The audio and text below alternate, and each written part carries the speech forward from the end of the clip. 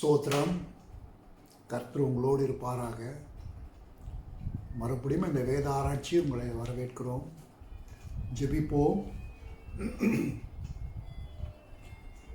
நல்ல ஆண்டவரே, இந்த நாளிலே நாங்கள் மறுபடியும் உம்முடைய பாதத்தில் காத்திருந்து உம்முடைய சத்திய வசனத்தை இந்த வேத ஆராய்ச்சியின் மூலமாய் நாங்கள் கற்றுக்கொள்ளவும், ஆண்டவரே நாங்கள் உம்முடைய ஆழங்களை அறிந்து கொள்ளவும், ஆண்டவரே உம்முடைய வார்த்தை எங்களுக்கு பிரயோஜனமாக ஆசீர்வாதமாய் தங்கும்படி அப்பா நாங்கள் உம்முடைய கர்த்தருத்துவத்தை வரவேற்கிறோம். எங்களோடு நிறைய இடைப்படும் உம்முடைய நாமம் விளங்குவதாக இயேசுவின் மூலம் ஜெபிக்கிறோம் நல்ல பிதாவே, ஆமென். Our study today takes on the book of Hosea, chapter 11. இன்றைக்கு நாம் ஆராய்ந்து பார்க்க வேண்டிய அதிகாரம் ஓசியா 11ஆம் அதிகாரத்தில். இந்த 11ஆம் அதிகாரம் 2 பகுதிகளாக பிரிக்கப்படுகிறது. முதல் பகுதி 1 முதல் 7ஆம் வசனமும், 2ஆம் பகுதி 8ஆம் வசனத்திலிருந்து 11ஆம் வசனம் வரைக்கும் 2 முக்கிய கருத்துகள் நமக்கு கற்றுக் கொடுக்கப்படுகிறது. There are 2 divisions to Hosea chapter 11. Verse 1 to 7 talks about Israel has forgotten the Lord. And the second part to Hosea study of chapter 11 is from verse 8 to 11. The Lord does not want to destroy Israel. முதல் பகுதி பிரியமானவர்களே, முதல் 7 வசனங்களிலே இஸ்ரவேல் தேசம் கர்த்தரை அல்லது தேவனை மறந்து விட்டார்கள் என்கிற தலைப்பிலே நாம் சிந்திக்கலாம். 11ஆம் அதிகாரம் முழுவதும் நாம் எப்படி சிந்திப்போமானால், தேவன் இஸ்ரவேல் தம்முடைய பழைய வாழ்க்கையிலே செய்த பாவங்களை குறித்து அவர் நினைவு கூறுகிறார் என்று பார்க்கிறோம். Chapter 11 talks about God looks to the past in Israel's life. தம்முடைய பழைய வாழ்க்கை எப்படி இருந்தது என்பதை குறித்து தான் ஆண்டவர் இஸ்ரவேல் தேசத்தை பார்க்கிறார். முதலாவது வசனத்தை நாம் பார்க்கும் பொழுது, God remembers what happened to Israel when she was a child. 1ஆம் வசனம், இஸ்ரவேல் தேசம் ஒரு சிறு குழந்தையாயிருக்கும் போது, அப்படி என்றால் வனாந்திரத்திலே ஆண்டவர் இஸ்ரவேல் தேசத்தை எப்படி ஒரு குழந்தையாய் பிறக்க எடுத்து செய்தார் என்பதை குறித்து ஆண்டவர் பின்னிட்டு பார்க்கிறார். God remembers how Israel was born as a child in the wilderness. Israel, Exodus chapter 4 22 to 23. Israel is my firstborn son. Isaiah chapter 1 verse 2 and Jeremiah 3:19 describes God himself as the father of Israel. இந்த இஸ்ரவேல் தேசம் ஒரு குழந்தையாய் இருக்கிற தன்மையிலே யாத்ராகமம் 4ஆம் அதிகாரம் 22 23ஆம் வசனங்களிலே காணப்படுகிற கருத்து, இஸ்ரவேல் என்னுடைய குமாரன், என்னுடைய முதற் பேரான குமாரன் என்று சொல்லப்படுகிறது. ஏசாயா 1ஆம் அதிகாரம் 2ஆம் வசனம், எரேமியா 3ஆம் அதிகாரம் 19ஆம் வசனத்திலே நாம் வாசிக்கும் போது, தேவனே இஸ்ரவேல் தேசத்துக்கு ஒரு தந்தை, ஒரு தகப்பனாய் இருந்தார் என்பதை குறித்து நாம் வாசிக்கலாம். 1ஆம் வசனத்திலே அழைப்பு என்கிற வார்த்தையை நாம் வாசிக்கும் போது, இஸ்ரவேல் தேசத்தை தேவன் மறுபடியும் ஒன்றாய் சேர்க்கும்படி திட்டமிட்டார் என்பதற்கு அர்த்தம். The word call in verse 1 means God wanted to bring the people of Israel again together, to unite them together, to reconcile themselves to Him. Verse 2, Israel did not want to listen to God's call. இந்த விசேஷ அழைப்பு இஸ்ரவேல் தேசத்துக்கு ஆண்டவர் கொடுத்தும் கூட 2ஆம் வசனத்தில் இந்த அழைப்புக்கு இஸ்ரவேல் தேசம் கேட்கவில்லை, செவி கொடுக்கவில்லை என்பதற்கு நாம் இங்கே பார்க்கிறோம். She showed this by worshipping Baal and other false gods. They broke the first rule of the covenant. Exodus 23. யாத்ராகமம் 20ஆம் அதிகாரம் 3ஆம் வசனத்தில், என்னை அன்றி உங்களுக்கு வேறு தேவர்கள் இருக்க வேண்டாம், விக்கிரகங்களை ஆராதிக்கக்கூடாது என்பதை குறித்து இந்த மக்கள் இப்படி பாகால் மற்ற தேவர்களை வணங்கினபடினால் அவர்கள் தேவனோடு வைத்திருந்த அந்த உடன்படிக்கையை அவர்கள் உடைத்தார்கள் என்று பார்க்கிறோம். Verse 3 talks about a beautiful picture of a father. Israel was a small child when God helped her to walk.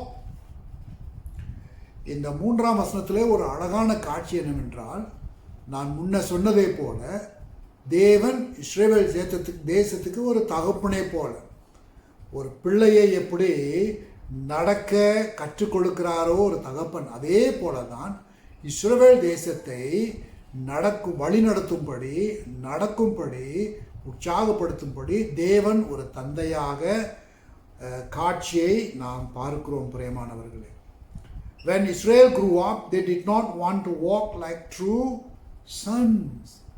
ஆனால் இந்த இஸ்ரவேல் மக்கள் அவர்கள் வளர்ந்து அவர்கள் தேறினவர்களாய் தேவனை அறிந்த காலத்தில் அவர்கள் வளர்ந்து வருகிற காலத்தின் பிறகு அவர்கள் தேவனுடைய குமாரத்திகளாய் நடக்க பிரயாசிக்கவில்லை.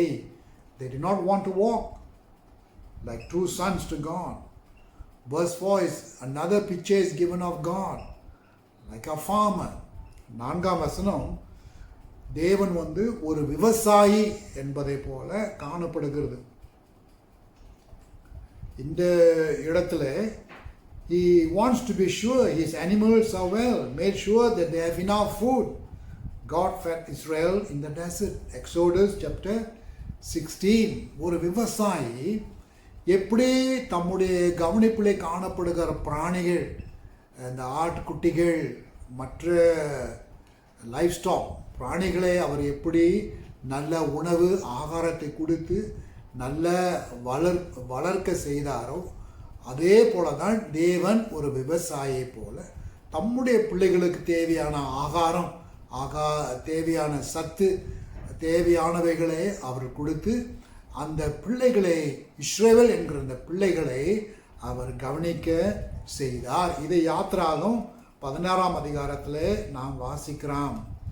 Verse 5, Hosea talks about exile again. 5ஆம் வசனத்திலே நாம் மறுபடியும் வாசிக்கிறோம், எப்படி இஸ்ரவேல் மக்கள் இந்த அடிமைத்தனத்துக்குள்ளே அடிமைகளாக எடுத்து செல்லப்படுவார்கள் என்பதை குறித்து நாம் பார்க்கிறோம். Egypt means enemy. எகிப்து என்று சொன்னாலே அவர்கள் எதிரிகள், இஸ்ரவேலுக்கு எதிராய் வருகிறவர்கள் என்று பார்க்கிறோம்.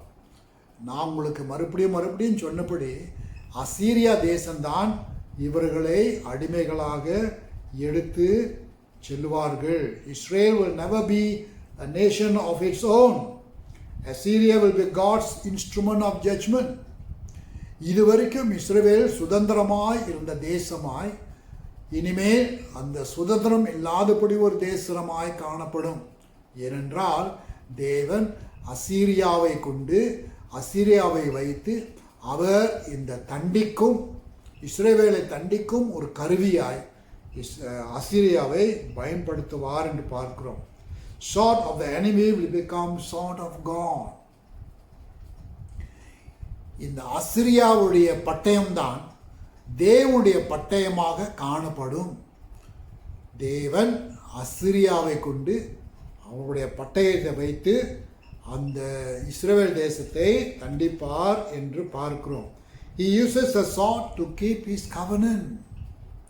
அப்படியானால் பிரியமானவர்களே, தேவன் இந்த மக்கள் எவ்விதமாக அந்த உடன்படிக்கையை காத்துக்கொள்ள வேண்டும், அவர்கள் தவறினபடினால்தான் பட்டயத்தை கொண்டு அவர் நியாயம் தீர்க்கிறார். The people will find it difficult to live without God. இதன் மூலம் தேவன் இல்லாதபடி இந்த மக்கள் வாழ கஷ்டப்படுவார்கள், வேதனைப்படுவார்கள் என்று பார்க்கும். 7ஆம் வசனத்திலே Verse 7, they will not want to turn away from him. When they want to return, God will not listen. இப்போ ஆண்டவர் அவரோடு பேசுகிறீர்களே, அவர்கள் கேட்கவில்லை. ஆனால் அவர்கள் மறுபடியும் தேவனிடத்தில் திரும்பும் போது தேவன் அவர்களை ஏற்றுக்கொள்ள மாட்டார். தேவன் அவர்களுக்கு செவி கொடுக்க மாட்டார். ஏனென்றால் அவருடைய நியாய தீர்ப்பு அவர்கள் மேல் சென்றது என்று 7ஆம் வசனத்திலே நாம் வாசிக்கிறோம். இப்போ 2வது பகுதி ஓசியா 11ஆம் அதிகாரம் 2ஆம் பகுதியான 8ஆம் வசனத்திலிருந்து 11ஆம் வசனம் வரவே நாம் பார்க்குமானால், ஆண்டவர் ஒரு விதத்தில் இஸ்ரவேல் தேசத்தை அவர் அழிக்க விரும்பவில்லை. In the heart of God, the second part, verse 8 to 11 of Hosea 11, in the very heart of God, actually God did not want to destroy Israel or judge Israel. Verse 8 seems to be like a change of idea. There is still hope for Israel. 8ஆம் வசனத்தை நாம் பார்க்கும் பொழுது ஒரு விதத்தில் ஒரு நம்பிக்கை இஸ்ரவேல் தேசத்துக்கு இன்னும் உண்டு என்று நமக்கு ஒரு ஒரு ஒரு காட்சி தென்படுகிறது. In exile, Israel will turn back to God. God is a God of mercy. He does not want to punish Israel too much. Never let other nations win against Israel. இந்த இஸ்ரவேல் மக்கள் பிரியமானவர்களே, அவர்கள் அசீரியா தேசத்திலே அடிமைகளாய் இருக்கும்போது தாங்கள் செய்த பாவங்கள், தாங்கள் செய்த தவறுகளை அவர்கள் உணர்வார்கள். அந்த உணரும் சமயத்தில் தேவன் தம்முடைய இரக்கத்தை காட்டுவார். அதை தான் இஸ்ரவேல் சரித்திரத்தை நாம் பார்க்கும் பொழுது 70 வருஷத்துக்கு பிறகு தேவனுடைய கிருபை, தேவனுடைய இரக்கம் மறுபடியும் இஸ்ரவேல் தேசத்தை திரும்பி இஸ்ரவேலுக்கு கொண்டு வந்தார் என்று பார்க்கிறோம். அதே சமயத்தில் தேவன் இஸ்ரவேல் தேசத்தை கடுமையாக அவர் தண்டிக்க விரும்பவில்லை. God is not a God who purposely wants to punish Israel. The punishment for Israel is because of Israel's own folly of turning away from God. Neither does God want any other nation to come against Israel, to judge Israel, the firstborn of God. அதே சமயத்தில் பிரியமானவர்களே, இஸ்ரவேல் தேசம் மற்ற அந்நிய தேசர்களால் தண்டிக்கக்கூடாது என்பதை குறித்து தான் தேவன் விரும்புகிறார். ஏனென்றால் உங்களுக்கு நான் முன்ன சொன்னபடி இஸ்ரவேல் தேசம் தேவனுடைய முதற் பேரான குமாரன். Atma and Zeboim were cities near Sodom and Gomorrah. Genesis chapter 10 verse 19. ஆதியாகமம் 10ஆம் அதிகாரம் 19ஆம் வசனத்திலே அட்மா என்கிற பட்டணமும் ஜெபோயிம் என்ற பட்டணமும் இந்த சோதோம் கொமோரா என்கிற பட்டணங்கள் அருகே இருந்தவர்கள். ஆக ஆதியாகமம் 19ஆம் அதிகாரம் 24-25ஆம் வசனத்தில் ஆண்டவர் சோதோம் கொமோராவை அழித்து போட்டதை நாம் வாசிக்கிறதை போல அது பக்கத்தில் இருந்த இந்த அட்மா ஜெபோயிம் கூட அழிக்கப்பட்டது என்று நாம் வாசிக்கிறோம். When God destroyed Sodom and Gomorrah because of their heinous sins, immorality in others, the cities of Atma and Zeboim, which were just nearby to Sodom and Gomorrah, were destroyed together. Verse 9. There is not a man anywhere who is completely true. 9ஆம் வசனம் சொல்லுகிறது, தேவனுக்கு உத்தமனாய், தேவனுக்கு உண்மையாய் ஒரு மனுஷனும் கூட அந்த நாட்களிலே காணப்படவில்லை. God will be true to the love he has shown to Israel.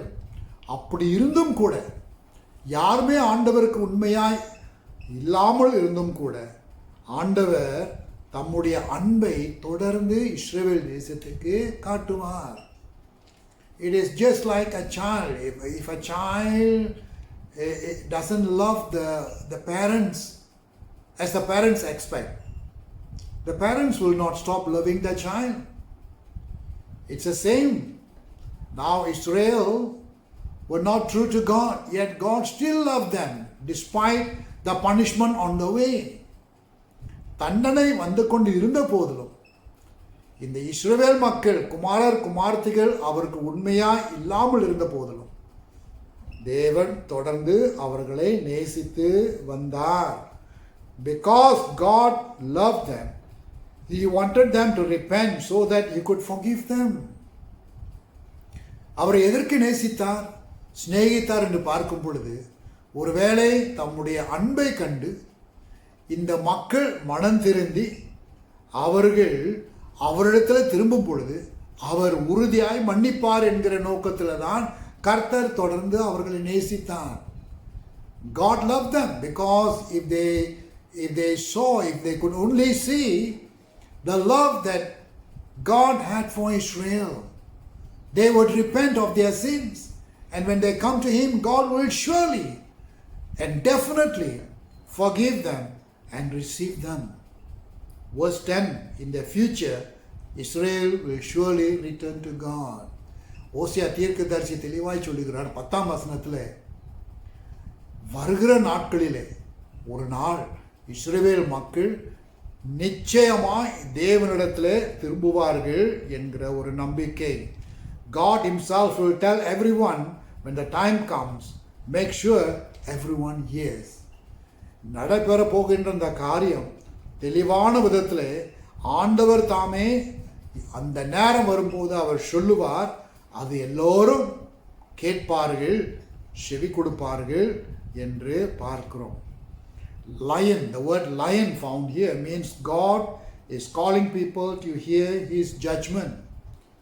It's also referred in the book of Amos chapter 1 and Joel chapter 3 verse 16. Amos 1ஆம் அதிகாரம் 2ஆம் வசனத்திலும் யோவேல் 3ஆம் அதிகாரம் 10ஆம் வசனத்திலும் இங்கே கூறப்படுகிற இந்த பகுதியிலும் கூட சிங்கம் என்கிற வார்த்தை இதோ தேவன் மறுபடியும் தம்முடைய மக்கள் தம்முடைய தண்டனை நியாய தீர்ப்பை கேட்க வேண்டும் என்பதை குறித்து. Therefore the word lion is used in the sense that he wants the people to hear, or he calls people to hear his judgment. West means the islands of the sea, also means land near the sea. மருக்கு என்கிற வார்த்தை இங்கே இந்த கடலிலே காணப்படுகிற தீவுகள், அது மாத்திரமல்ல இந்த கடல் அருகே காணப்படுகிற தேசங்கள் அல்லது நிலங்கள் என்பதற்கு அர்த்தமாம் என்று பார்க்கிறோம். Verse 11 culminates the whole chapter. Israel will hurry home like a bird which travels fast. 11ஆம் வசனம், இஸ்ரேல் மறுபடியும் அவர்கள் வீடுக்கு செல்லுவார்கள்.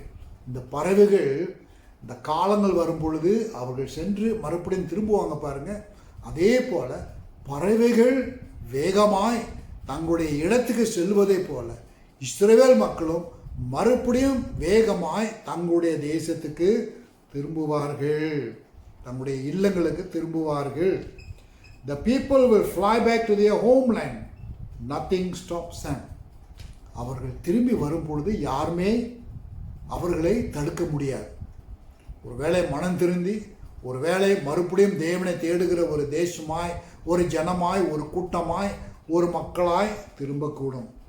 Promise of 2:25 will happen.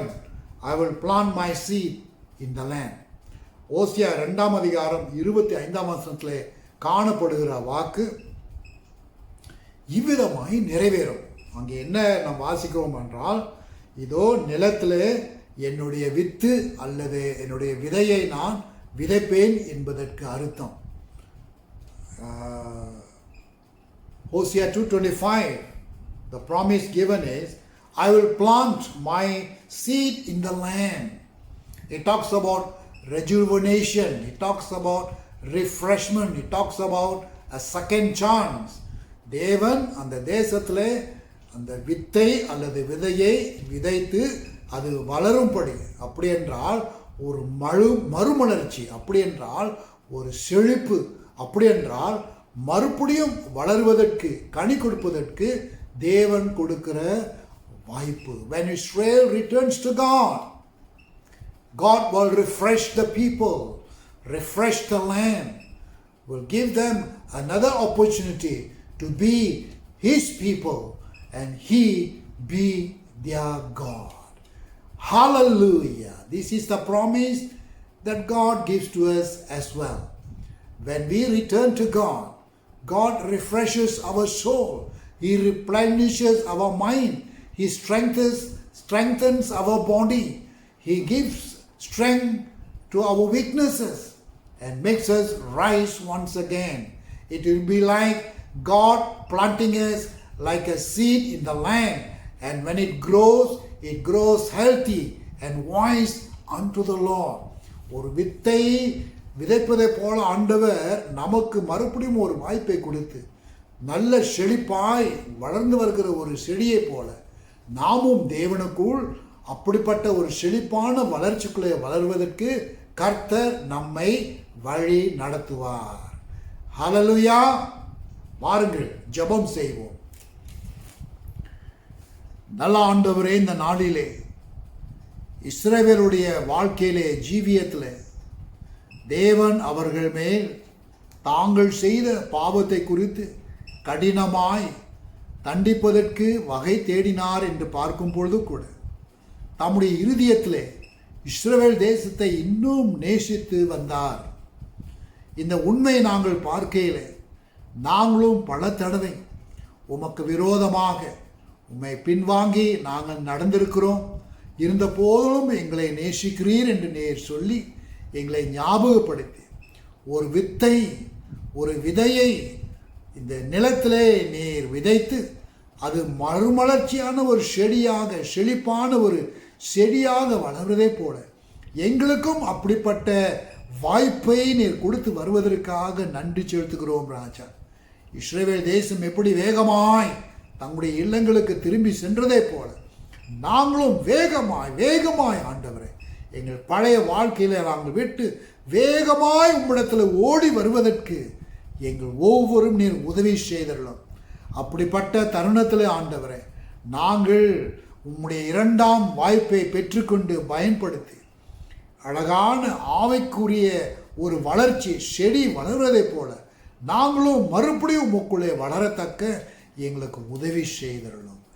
ஹல்லேலூயா. உமக்கு நன்றி ராஜா, எங்களுக்கு கற்றுக் கொடுத்ததற்காக நன்றி. We thank you Lord for teaching us that you are a God who always offers a second chance to your people. And this day as we have studied together how Israel rushed back to their homes, to their God of calling, we too want to rededicate ourselves to you, Father. Come back to you as you have promised in your word that you will plant your seed in the land and help it to grow and to bear fruit. And therefore, Lord, we want to entrust ourselves to you so that you will plant your seed within us and we will sprout and grow spiritually in you, to be strengthened, to be refreshed, to be replenished, Lord, in you, and to be found in you, and to renew our covenant with you, you as our God and we as your people. Hallelujah. Thank you Lord. We give you the glory. இயேசுவின் மூலம் ஜெபிக்கிறோம் நல்ல பிதாவே. ஆமென், ஆமென், ஆமென். ஸ்தோத்திரம். God bless you. Hallelujah.